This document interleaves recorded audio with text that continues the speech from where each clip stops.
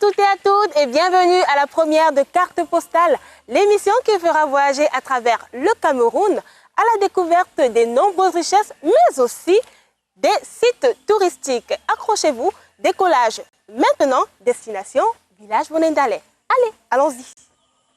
Situé sur la rive gauche du Vori, à 15 km du rond-point d'Aïdo, le centre de la ville de Douala, capitale économique du Cameroun, Bonendale semble sortir à peine de l'époque coloniale.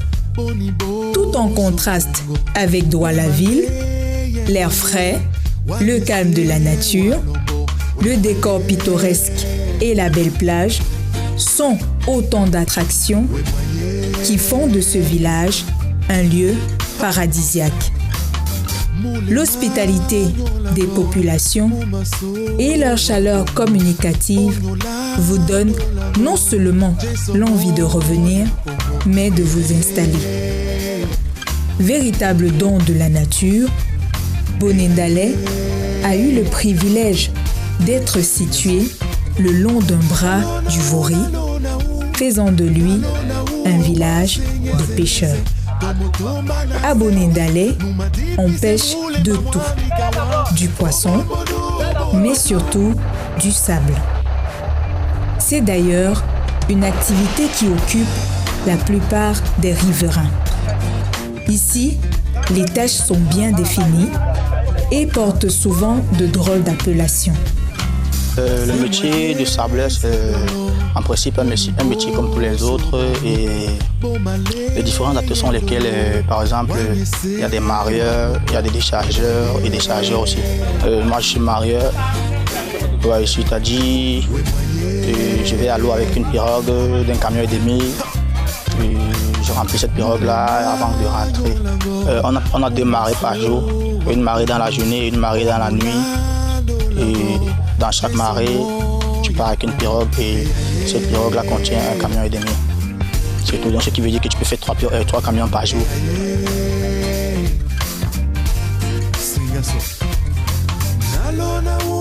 Malgré les dangers et les conditions rudes de travail, il semble que le métier nourrisse son homme.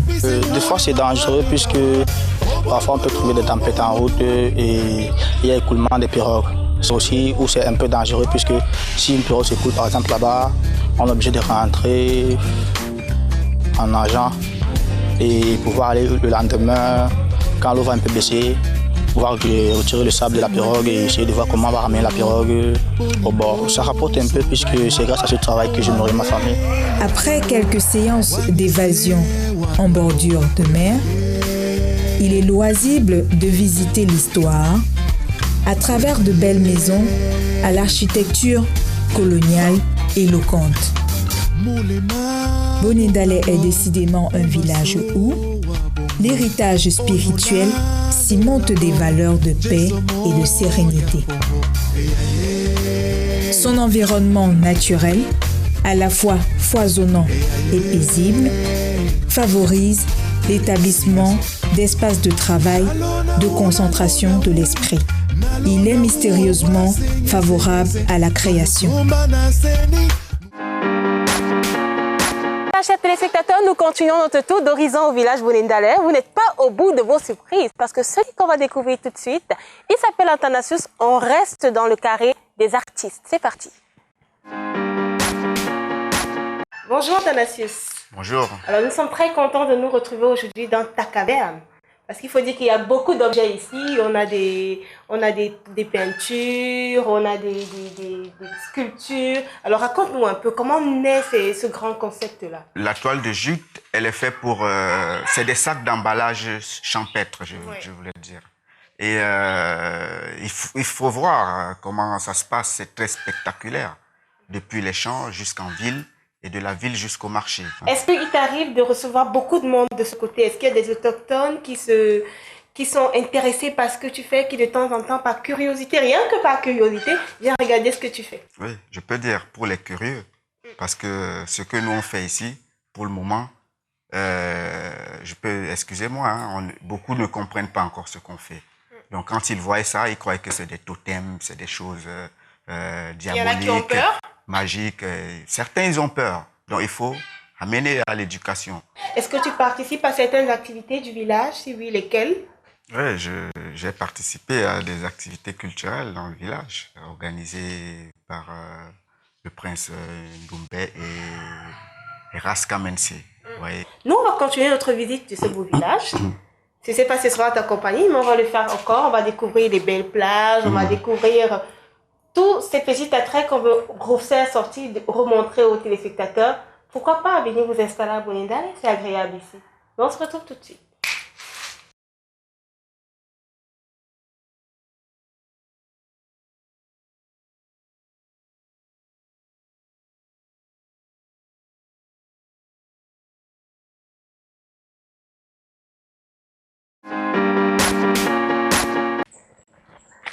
Beaucoup de découvertes, n'est-ce pas? Beaucoup de choses à voir et à découvrir dans ce merveilleux village. Ce n'est pas fini, on continue notre tour d'horizon de Bonindale. Nous terminerons avec le maître, l'illustre, celui qu'on ne présente plus. Il s'appelle Joël Mpador. Bonjour Pador. Bonjour. Nous sommes très heureux d'être chez toi aujourd'hui. C'est moi qui suis heureux de vous accueillir ici. C'est vrai qu'on ne sait pas toujours ce qui se passe en soirée, mais depuis que j'ai pu voir, depuis que je suis arrivée, c'est très calme, tout le monde va à ses occupations. Mais pour un artiste, comment est-ce que ça se déroule? Pour un artiste, quand il est abonné, pour moi, quand j'ai la possibilité d'être là, c'était un très grand moment de bonheur que de savoir que je vais me consacrer à la seule chose que je suis censé savoir faire, c'est-à-dire être dans mon atelier, essayer de mettre en mouvement comme ça des idées que j'ai. C'est un réel privilège. De quoi parlent tes œuvres en général? Je parle souvent de mon quotidien, je parle souvent de moi. Je parle souvent de moi, du rapport que j'ai à l'environnement, du rapport que j'ai à cet environnement extrêmement difficile dans lequel nous sommes. Il faut dire que nous vivons un environnement extrêmement difficile. Mais c'est très passionnant de vivre dans cet univers-là. On en apprend tellement et puis on pourrait passer toute la journée à en discuter. Merci. Je pense. Vous savez, il y a quelqu'un qui dit que l'intérêt qu'on porte à l'art est le baromètre d'une bonne santé économique. C'est-à-dire qu'à partir du moment où les gens commencent à s'intéresser à l'art, c'est qu'ils sont en bonne santé. Nous, on va se séparer maintenant. Merci vraiment d'être venu. Et je pense que venez très souvent. Et puis chaque fois que vous venez comme ça, vous venez... Francis Bébé, il disait quand vous aimez, dites-le moi. Je crois que finalement, je vais venir vivre ici. Venez, on va. Voilà, nous voici de retour au point de départ de notre émission. Ça veut dire que c'est terminé. Carte postale, c'est terminé pour aujourd'hui. Nous nous retrouverons la prochaine fois pour découvrir un autre lieu dans un autre paysage. Au revoir.